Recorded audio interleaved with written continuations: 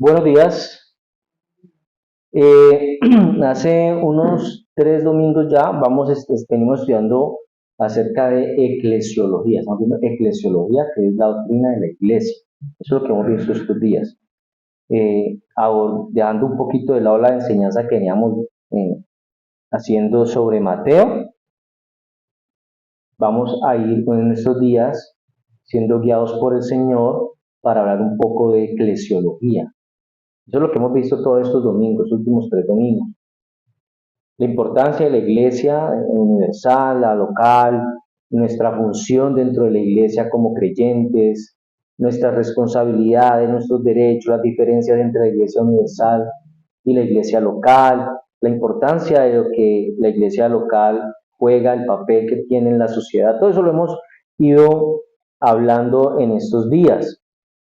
El domingo pasado estábamos hablando de la iglesia, un cuerpo, una misión, ese era el tema, y ese tema continúa la segunda parte hoy, la iglesia, un cuerpo, una misión, y hablábamos cosas como de la unidad de la iglesia, hablábamos de, abordando varios pasajes, 4 pasajes, era la enseñanza, hablábamos sobre los profetas, sobre el oficio de apóstol.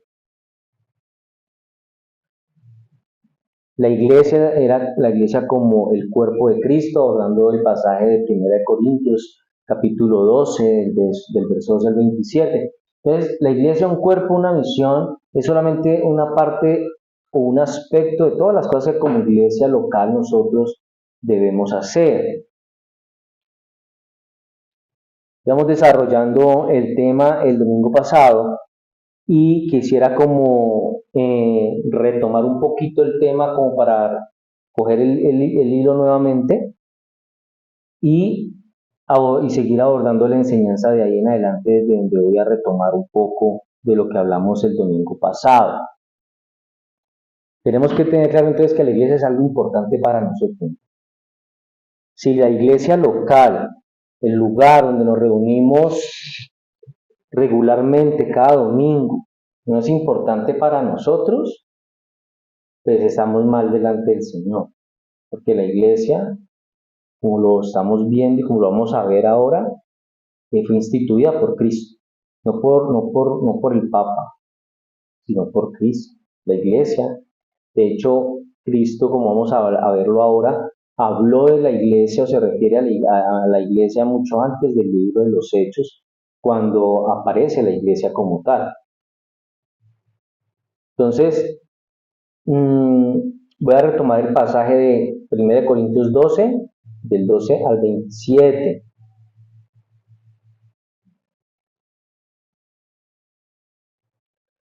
Ni el ojo puede decir a la mano no te necesito, ni tampoco la cabeza a los pies no tengo necesidad de vosotros. Antes bien, los miembros del cuerpo que parecen más débiles son los más necesarios, y a aquellos del cuerpo que no parecen menos dignos, a estos vestimos más dignamente. Y los que en nosotros son menos decorosos se tratan con más decoro, porque los que en nosotros son más decorosos no tienen necesidad, pero Dios ordenó el cuerpo dando más abundante honor al que le faltaba. Verso 25, para que no haya desaveniencia en el cuerpo, sino que los miembros todos se preocupen los unos por los otros, de manera que si un miembro padece, todos los miembros se duelen con él, y si un miembro recibe honra, todos los miembros con él se gozan. Vosotros pues sois el cuerpo de Cristo y miembros cada uno en particular. Entonces, una palabra clave aquí es interdependencia. La interdependencia y la necesidad que tenemos todos los que asistimos a la iglesia, esa interdependencia y esa necesidad es mutua. Dentro de todas las personas que venimos a la iglesia, que somos parte del cuerpo de Cristo. Por eso en este pasaje el apóstol Pablo está utilizando la metáfora del cuerpo humano. De esa manera él ilustra esa interdependencia y esa necesidad que todos nosotros tenemos y que debe existir dentro de la iglesia, que es el cuerpo de Cristo. Porque puede ser que en muchas iglesias no haya esa interdependencia. De pronto algunas personas pueden decir, yo solamente necesito del pastor, yo solamente necesito del líder, ¿no? De los otros no necesito. Pablo está diciendo que todos necesitamos de todos. Puede que un hermanito que va a la iglesia es de un estrato social alto, otro hermanito es de estrato social bajo, entonces el de estrato social alto dice que no necesita del que es estrato social bajo. Entonces, con esta analogía que está haciendo Pablo, él nos quiere enseñar lecciones que son cruciales sobre la naturaleza de la iglesia, sobre cómo nosotros como miembros del cuerpo de Cristo debemos relacionarnos entre sí. Cuando programamos una reunión, programamos una actividad, programamos un compartir, y personas dicen, no, yo no quiero asistir, bueno, yo no asisto, yo no voy. Ahí está dando a entender que no piensa y que no va en el mismo sentido que los otros, que es unirse, ¿cierto? Que es vivir en unidad, que es demostrar esa necesidad, que es mutua, esa interdependencia. Quiere ser un elemento aislado. Y eso pasa en muchas partes. Entonces, la interdependencia de los miembros, o sea, la interdependencia, como todos nosotros necesitamos. Por eso en el verso 21 y 22, Pablo dice, ni el ojo puede decir a la mano no te necesito, ni tampoco la cabeza a los pies no tengo necesidad de vosotros. Antes bien los miembros del cuerpo que parecen más débiles son los más necesarios. Y aquí lo que Pablo nos muestra es que cada miembro del cuerpo de Cristo, con esa analogía del cuerpo humano, él quiere decir que cada persona que es miembro del cuerpo de Cristo, cada hombre o mujer, joven que asiste a la iglesia, es esencial, es importante, tiene un papel único, tiene un papel valioso. Por eso dentro de la iglesia no hay lugar para la autosuficiencia, no hay lugar para el desdén, no hay lugar para el orgullo, no hay lugar para creerse más que los demás. Porque el cuerpo humano no funciona bien, no puede funcionar correctamente si alguna de sus partes está enferma o le falta. ¿Qué cuerpo puede funcionar bien si le falta algo? No va a funcionar correctamente. La iglesia, el cuerpo local, estas congregaciones que están en todo el mundo, en toda la ciudad, no pueden cumplir su propósito sin la participación activa y el servicio de cada uno de los miembros que asisten a ellos. No pueden cumplir con ese propósito. Por eso cuando él dice, ni el ojo puede decirle a la mano, no te necesito. Cuando él está diciendo eso, él está hablando o él está mandando un mensaje a esas personas que van a la iglesia y que parece que están cayendo en el orgullo, que están cayendo en un sentimiento tal vez de superioridad por los dones que Dios les ha dado o por el puesto o por la función que está cumpliendo dentro del cuerpo de Cristo. No pueden decirle a otras, no las necesito. No podemos decirle a alguien de la iglesia, no lo necesito. Todos son importantes. Dice, los miembros del cuerpo que parecen más débiles son los más necesarios. Y a veces nosotros como seres humanos tenemos la costumbre de que cuando algo no está pasando, algo raro está pasando, sino que parece que todo marcha bien, entonces todo se vuelve como un paisaje. Por eso, si nuestro cuerpo está funcionando bien, que creemos que está funcionando bien, como que no le damos importancia realmente al cuerpo como a él, solamente cuando esa parte del cuerpo llega y se enferma, cuando esa parte del cuerpo empieza a mostrar unas características que no son normales del cuerpo. Entonces ahí nos damos cuenta que sí es importante.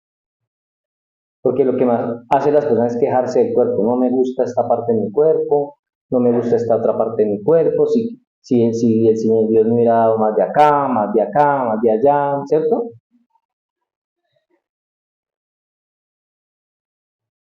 Cada parte de nuestro propio cuerpo es tan importante que yo sé que a nosotros nos llega a faltar una parte por pequeña que sea, nos va a hacer falta. Nos va a hacer falta. Entonces las manos no son más importantes, aunque las manos llegan y son las que cuidan y hacen el manicure, ¿cierto? Las pulen, o los ojos que los cuidan, que tal vez se los maquillan, que les ponen pestañitas, que lentecitos de contacto, o cosas así. No por eso son más importantes.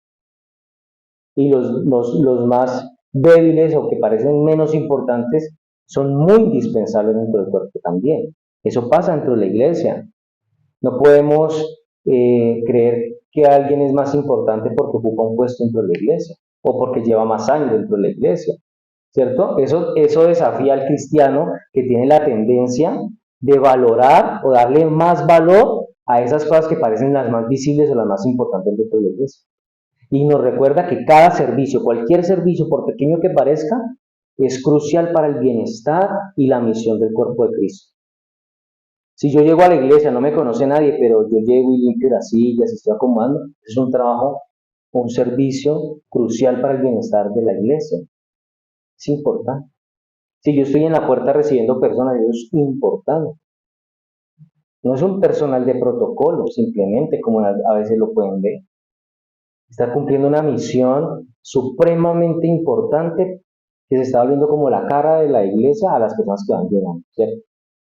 Otra cosa es la dignidad y el respeto por todos los miembros, versos 23 y 24. La dignidad y el respeto por todos los miembros y aquellos del cuerpo que nos parecen menos dignos, a estos vestimos más dignamente y los que en nosotros son menos decorosos se tratan con más decoro, porque los que en nosotros son más decorosos no tienen necesidad, pero Dios ordenó el cuerpo dando más abundante honor al que le faltaba.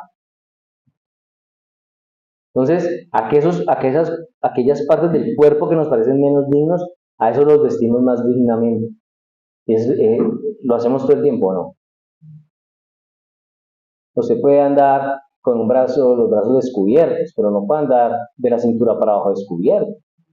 Está dando mayor honor a las partes que parecen menos decorosas. Entonces las consideramos incluso más dignas, por eso las vestimos más dignamente, más cuidadosamente. Por eso Pablo está enfatizando en la necesidad de honrar, en la necesidad de respetar a todas las personas de la iglesia. A veces pasa que en las iglesias como que no tienen en cuenta, no respetan, no honran a esos hermanos que tal vez son de orígenes sencillos, humildes, porque como todavía siguen viendo las personas desde la perspectiva económica, o porque tal vez son hermanitos que no han tenido desarrollo académico, entonces no son el ingeniero, no son el gerente en una empresa, entonces no les dan la misma importancia. Entonces, hay roles que pueden parecer más visibles y más honrosos, otros pueden ser menos honrosos, pareciera, pero todos deben ser tratados con la misma dignidad, con la mayor dignidad posible. La iglesia no debe ser un lugar donde haya distinción. Tal vez eso pasa en el mundo, afuera, en las empresas, en la calle. Tratan a las personas de acuerdo al puesto que tienen, de acuerdo al carro en el que andan, ¿cierto? De acuerdo a la ropa que se ponen, de acuerdo al lugar donde almuerzan. Pero entre la iglesia no puede haber distinción entre puestos importantes y no importantes. Todos son importantes. Dios ha dispuesto que aquellos que pueden parecer menos honrados reciban más honor para que no haya divisiones dentro del cuerpo de Cristo. Por eso cuando uno llega a un lugar, a una empresa, a una institución, y a veces uno se encuentra con la señora del café o con la señora que está haciendo el aseo, a esa señora hay que tratarla con la misma dignidad y respeto que a alguien de mayor puesto dentro de la empresa. Hay que llegar con humildad de esas personas. Y eso lo tenemos que hacer como creyentes dentro y fuera de la iglesia. Tercero, la unidad y la solidaridad en el cuerpo, verso 25-26. Debe haber unidad y solidaridad en el cuerpo. Dice, para que no haya desaveniencia en el cuerpo, sino que los miembros todos se preocupen los unos por los otros, de manera que si un miembro padece, todos los miembros, ¿qué? Se duelen con él, todos sufren, todos lloran, todos sienten ese dolor, no son indiferentes.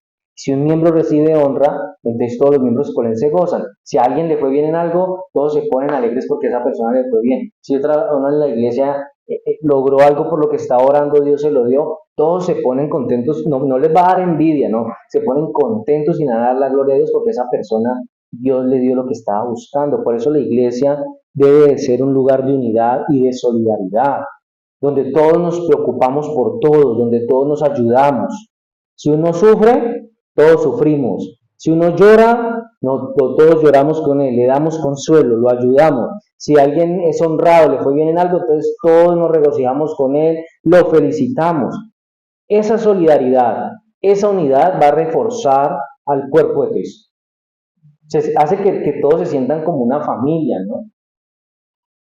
Como lo que somos, una familia en Cristo. Y va a asegurar que cada miembro del cuerpo de Cristo se sienta valorado, se sienta amado. Por eso dice, para que no haya desaveniencia en el cuerpo. Así, si nosotros lo vemos desde la perspectiva de Dios, con esa ilustración que Pablo nos da acerca del cuerpo, podríamos decir que no existe, no debe haber ninguna razón para que haya división en el cuerpo. No debe haber ninguna razón para que alguien se sienta orgulloso o más honorable dentro de la iglesia, y tampoco hay ninguna razón y ningún motivo para que alguien se sienta menos que los demás, para que alguien se sienta menos importante o menos digno, y que diga, no, yo no puedo servir porque yo no soy digno. Aquí hay gente que está más preparada, que tiene carreras, que tiene títulos, no. El punto teológico de Pablo aquí nos está acercando a la naturaleza del cuerpo de Cristo, para que lo llevemos a hacer una aplicación práctica. Él estaba diciendo a los cristianos en Corinto que ellos debían preocuparse los unos por los otros, porque todos eran parte del mismo cuerpo. Pablo nos está diciendo lo mismo a nosotros hoy, debemos preocuparnos los unos por los otros, porque todas las partes del cuerpo trabajan unidas. La mano no trabaja aparte, la mano está moviéndose porque tiene unos tendones, porque tiene una circulación, ¿cierto? La sangre que viene del corazón. La mano está viva porque está unida al cuerpo. La mano no va a trabajar aparte para sí misma. El cuerpo no trabaja para sí mismo. El corazón no trae el cerebro. Ninguna parte de nuestro cuerpo trabaja para sí mismo. Por eso, la individualidad dentro de la unidad. Esto pareciera contradictorio, pero no. La individualidad dentro de la unidad en el verso 27. Dice, vosotros pues sois ¿qué? El cuerpo de Cristo y miembros cada uno en particular. Cada uno en particular está diciendo, cada uno, cada persona, desde su punto, desde su puesto, desde su lugar, es un miembro que forma un cuerpo. Pablo aquí está resumiendo lo que ya viene diciendo en los versículos anteriores. Así como el cuerpo humano funciona unificado, porque el cuerpo humano no funciona por partes, él funciona unificado, son diferentes partes, muchas partes, pero todas unidas, todas son distintas, pero todas al mismo tiempo hacen algo. Son distintas. La anatomía del cuerpo no es igual en todas las partes del cuerpo. Entonces la anatomía de la mano no es la misma de la cara, no es la misma de las piernas, ¿cierto? Son anatomías.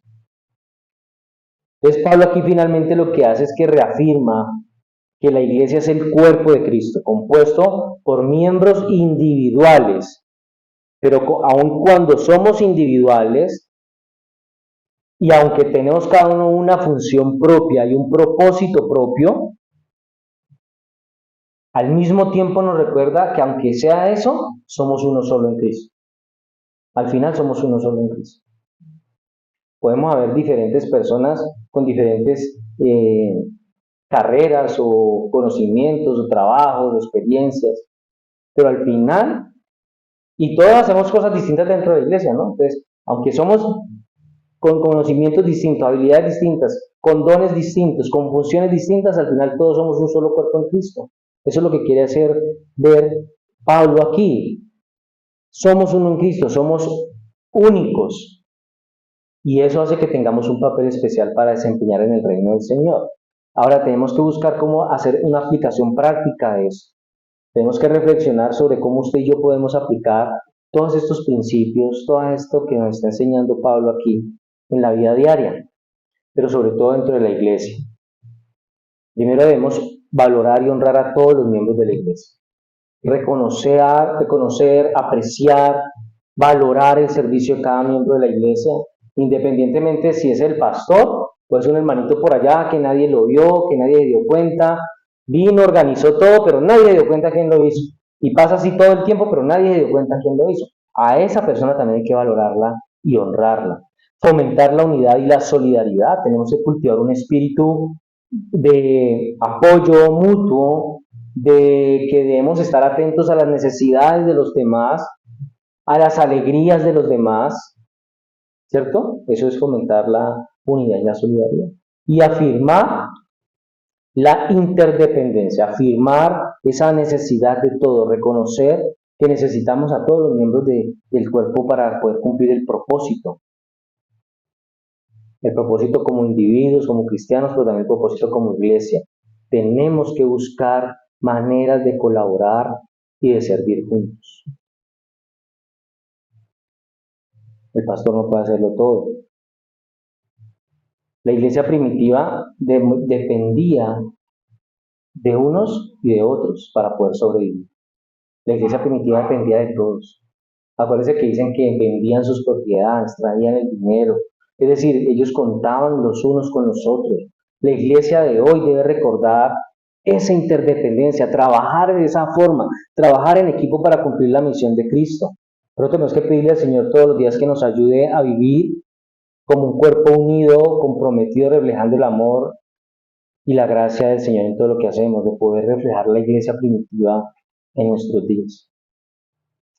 Tercero, vamos a hablar de la fundación de la iglesia, Mateo capítulo 16, verso 18. Mateo 16, verso 18.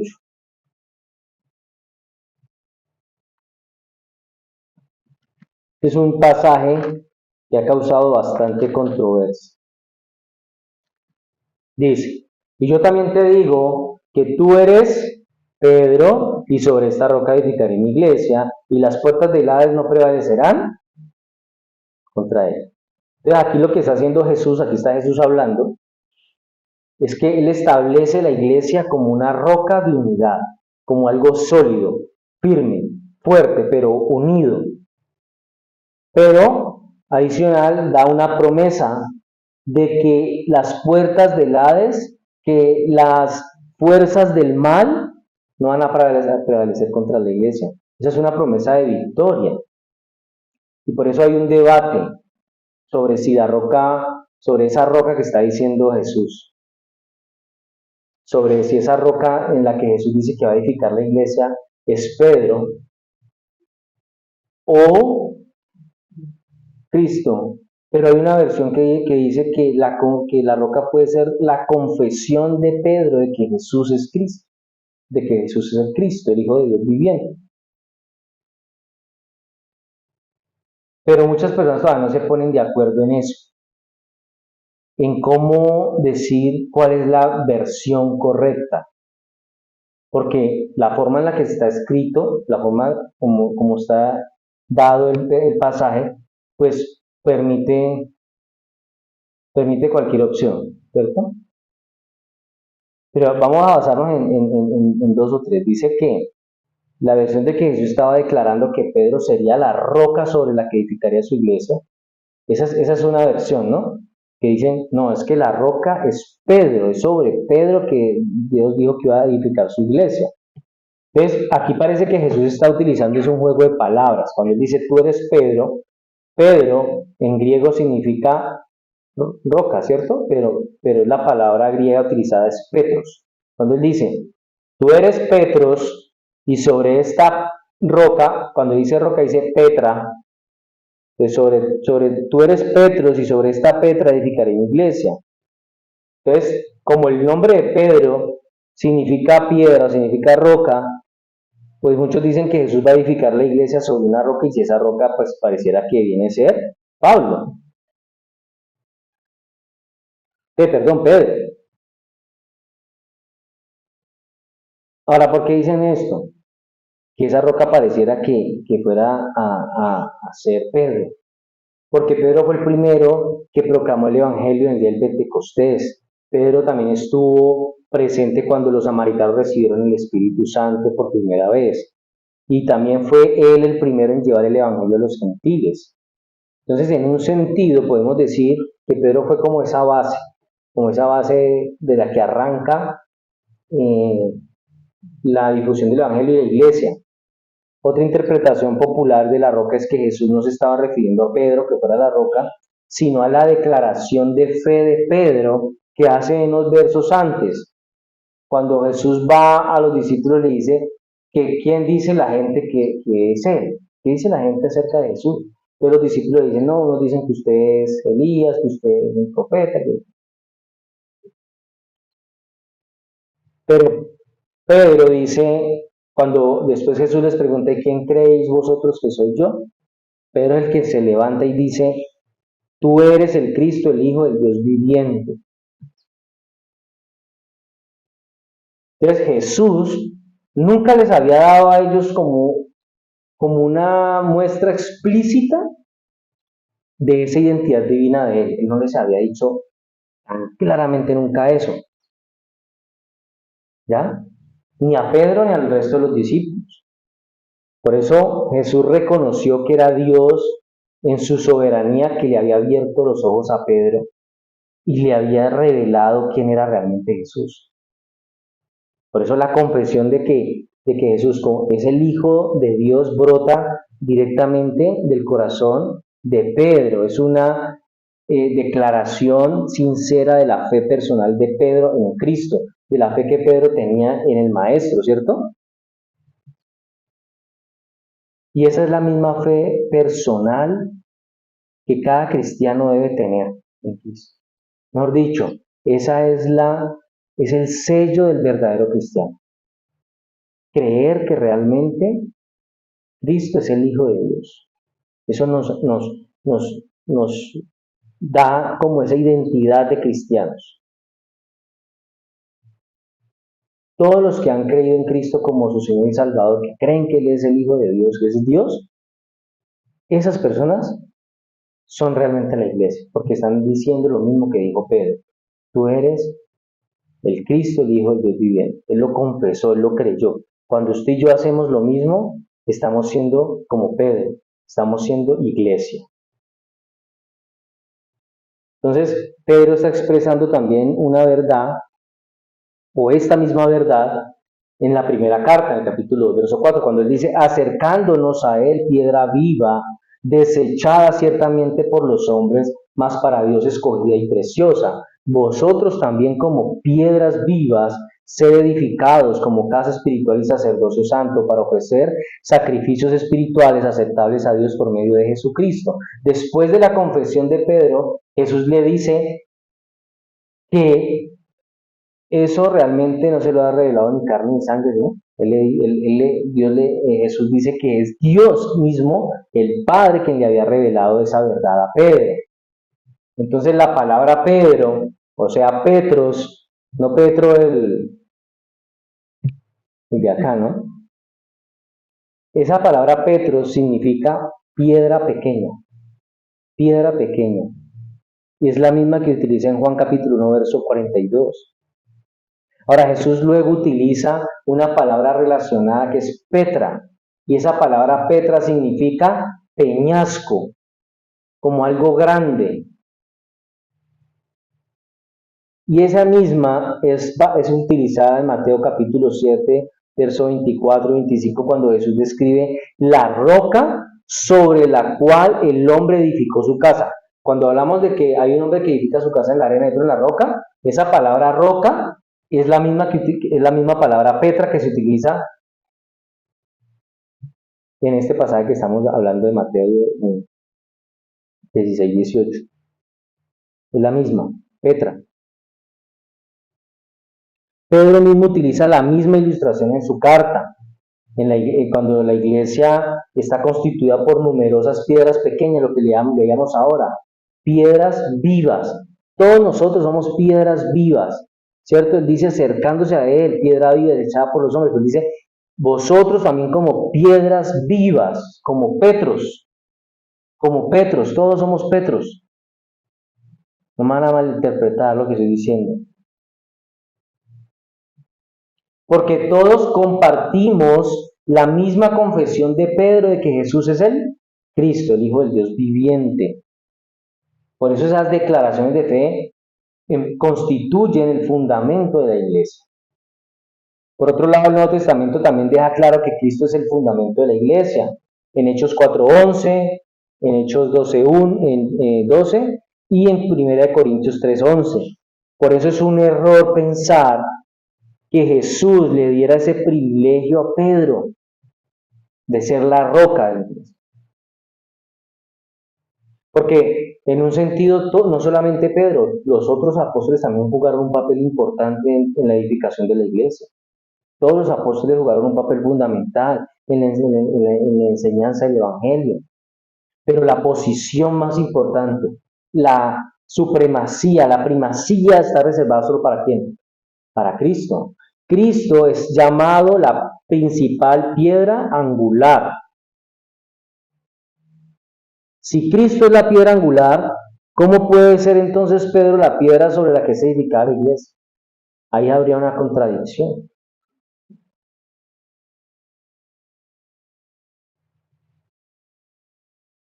Algunos dicen que lo mejor es interpretar Mateo 16:18 de la siguiente forma, de que como que Jesús lo que utilizó fue un juego de palabras en la que Jesús está parafraseando algo como: Pedro, tú eres una piedra pequeña, pero de tu boca ha salido una verdad como un peñasco que será la base de la iglesia.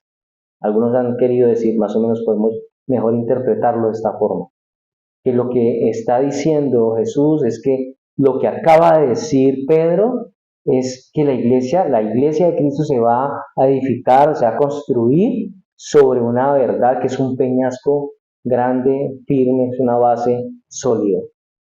Solo que la iglesia tradicional, la iglesia católica, alega que Pedro es la roca a la que Jesús se estaba refiriendo allí. Y luego utiliza esa interpretación como un argumento para decir que ellos son la iglesia verdadera. Pero así como usted y yo hemos estudiado esta parte del pasaje, eh, Pedro como roca no es la interpretación válida. No es la interpretación válida.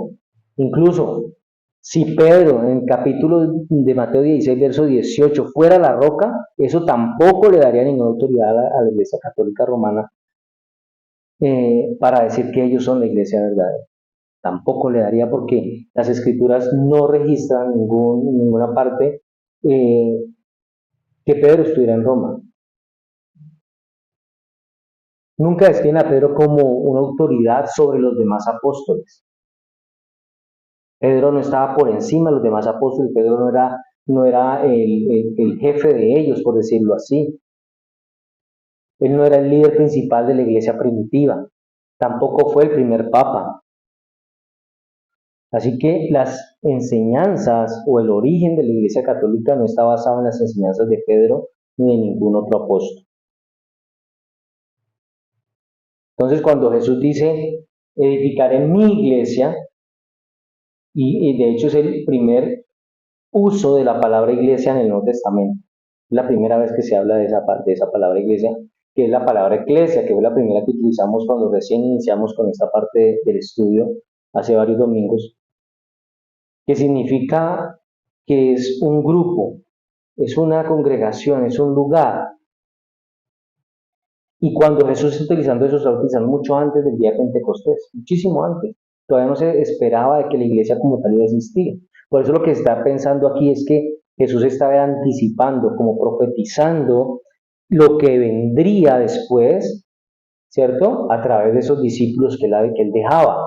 Aquellos quienes iban a creer el mensaje de Jesús, aquellos que iban a creer igual que Pedro, que Jesús era el Hijo del Dios viviente, el Cristo, el Hijo del Dios viviente, esos son los que van a ser parte de mi iglesia cuando él está diciendo eso. Por eso esa palabra iglesia no es una palabra que tenga ningún significado religioso, ninguna relación con religión en la época que Jesús lo utilizó. Él está utilizando una palabra que, como no tiene ningún significado religioso, la está utilizando para hacer un reclamo claro de propiedad, es decir, mi iglesia. Él está haciendo una reclamación o afirmando que esa que va a construir es suyo. Es una de las partes en las que podemos ver que Jesús no dice la iglesia de mi Padre, porque él siempre cuando hablaba de Dios, del Padre. Aquí no está diciendo del Padre, está diciendo mía, mía. ¿Sí? Él estaba hablando acerca de una comunidad que iba a crear, que se iba a institucionalizar y que la iba a entregar en un conjunto maravilloso con una promesa. Cuando Él junta a su pueblo en común, lo edifica, lo construye. Cuando Él edifica a su pueblo, lo edifica sobre un cimiento firme. Por eso dice sobre esta roca. Cuando Él edifica, cuando Él junta a su pueblo, Él lo hace como que le pertenece a Él. Por eso dice mi iglesia. Y lo edifica en una fortaleza. Por eso termina diciendo, y las puertas del Hades no prevalecerán contra él. ¿Cuántas veces y durante cuánto tiempo han intentado exterminar con los cristianos? Desde el primer momento. Han intentado destruir la Biblia, han intentado acabar con todo, pero la iglesia permanece. Porque Jesús aquí lo que está haciendo es que ofreció una promesa. Las fuerzas de la muerte, las fuerzas de la oscuridad no prevalecerán contra la iglesia ni la conquistarán. Cuando él dice no prevalecerán contra ella, es decir, no la van a conquistar. Esa es una promesa de valor que nosotros como cristianos tenemos y que debemos aprobar esa promesa en momentos desalentadores para la iglesia. Cuando nosotros nos damos cuenta que la iglesia en el siglo XXI está siendo perseguida, que los cristianos están siendo asesinados, encarcelados. Debemos acordarnos de esa parte de la escritura cuando dice que las puertas del Hades no prevalecerán contra ella. Puede que lo persigan, pueden que los asesinen, puede que hagan muchas cosas en contra de la iglesia, pero la iglesia no por eso va a desaparecer. El comentarista puritano John Trapp, refiriéndose a esto, él describe las puertas del Hades de esta manera: todo el poder y la política del infierno combinados. ¿Sí? Él dice que las puertas del Hades son todo el poder y la política del infierno combinados. ¿Qué son las puertas del infierno? Podemos tomarlas como esas maquinaciones, poderes del mundo invisible. Por eso en la época antigua, las puertas de las ciudades que eran fortificadas se usaban para realizar concilios o reuniones, y esos lugares eran muy protegidos, las puertas eran con mucha seguridad, no eran fáciles de abrir, no eran fáciles de derrumbar. Por eso esa expresión de Jesús significa que ni las conspiraciones, ni las estrategias del hombre, los argumentos, ni la fuerza de Satanás, sus ángeles y todo el infierno completo, nunca van a poder hacer algo tan fuerte como para destruir la verdad sagrada de que la iglesia no va de que el infierno no va a prevalecer contra él. Es decir, no importa lo que haga el mundo, no importa lo que el diablo haga, nunca va a poder contra la iglesia. Nunca va a poder contra la iglesia. Ninguna parte de él. Nosotros vemos que la iglesia primitiva enfrentaba desafíos, persecución, muerte, encarcelamientos. ¿Qué tantas cosas no vivieron los cristianos del primer siglo? Pero a pesar de eso, ellos vivían con la confianza de esa promesa, de que las puertas del Hades no prevalecerían contra la iglesia. Por eso la iglesia moderna, aunque enfrente desafíos también, debe aferrarse a esa misma esperanza, aferrarse a esa misma promesa. ¿Sí o no? Y cuarto, la comunidad de creyentes. La comunidad de creyentes, Hebreos capítulo 10, verso 25.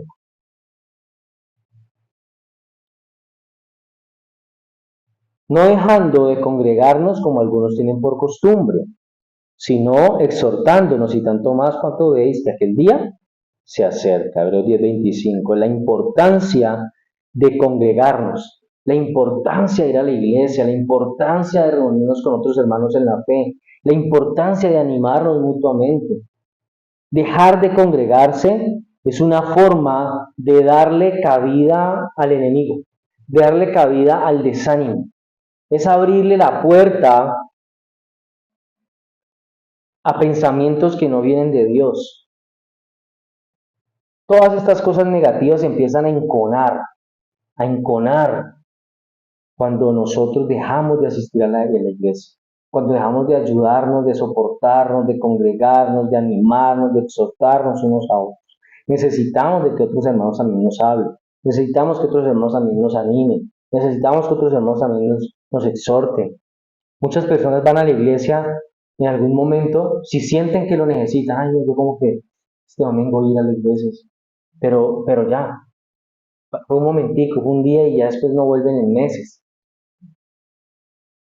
Nuestra motivación para ir a la iglesia debe estar sujetada a la obediencia a Dios. Esa debe ser nuestra mayor motivación para la iglesia. Que eso nos ayude también para motivarnos al compañerismo entre hermanos. Podemos ir a la iglesia buscando ser alentados, buscando también alentar a otros a no rendirse. Porque a veces vemos hermanos que tal vez están en el desánimo, que no quieren continuar, que no quieren seguir, que tal vez no encuentran la respuesta del Señor a sus oraciones. Necesitan ser rodeados por otros hermanos en la fe. Y tanto más cuanto veis que aquel día se acerca. Mientras el día del regreso del Señor Jesucristo se acerque, no sabemos si es más tarde o mañana, debemos estar cada día incluso más comprometidos con la congregación, con la iglesia, con lo que podamos hacer a través de la iglesia, más comprometidos con el compañerismo en el pueblo de Dios. No dejar de congregarnos como muchos tienen por costumbre. La iglesia primitiva se reunía regularmente para fortalecerse en la fe, a pesar de que lo tenían que hacer de manera clandestina, a escondidas, corriendo peligro sus vidas. Ellos lo hacían. La iglesia moderna no le está encontrando esa necesidad que tenemos de congregarnos. No le están viendo la necesidad de continuar con ese mismo legado de la iglesia primitiva de darle ese lugar de importancia en la vida de cada persona, lo que significa congregarse.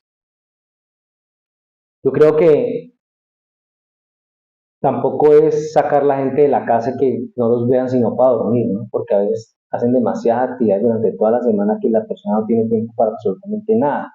Pero cuando haya una actividad, un encuentro de iglesia, debemos aprovecharlo. Debemos aprovechar. Y hay un contraste que a mí me parece muy curioso.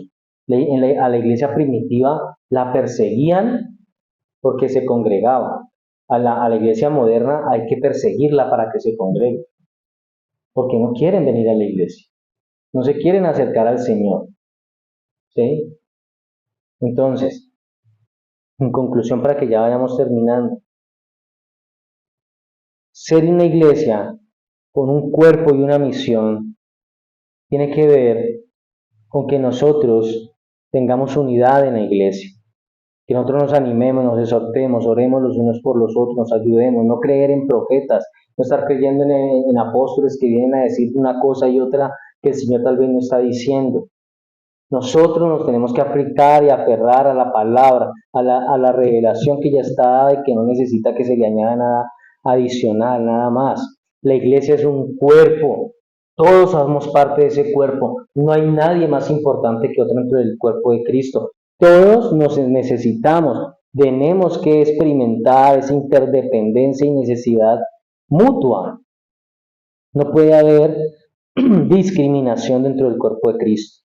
Debe haber interdependencia de sus miembros, debe de existir dignidad y respeto por todos los miembros, debe de haber unidad y solidaridad dentro del cuerpo de Cristo, debe cada individuo dentro del cuerpo de Cristo entender que tiene un propósito y que es especial y que es esencial en la vida de ese cuerpo local de la iglesia.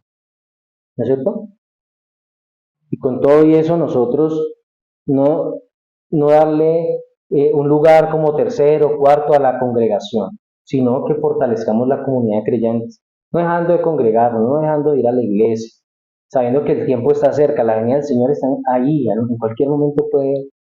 ¿Y qué va a pasar con esos que se enfriaron, que no quisieron volver, que le dieron cabida al desánimo, a la pereza, que le dieron tal vez prioridad a cosas que no tenían que darle prioridad? Nuestra prioridad tiene que ser Cristo. Nuestra prioridad tiene que ser el Señor. Y el Señor dijo, sobre esta roca edificaré mi iglesia. Él no dijo, voy a darle una palabra y véanla por internet.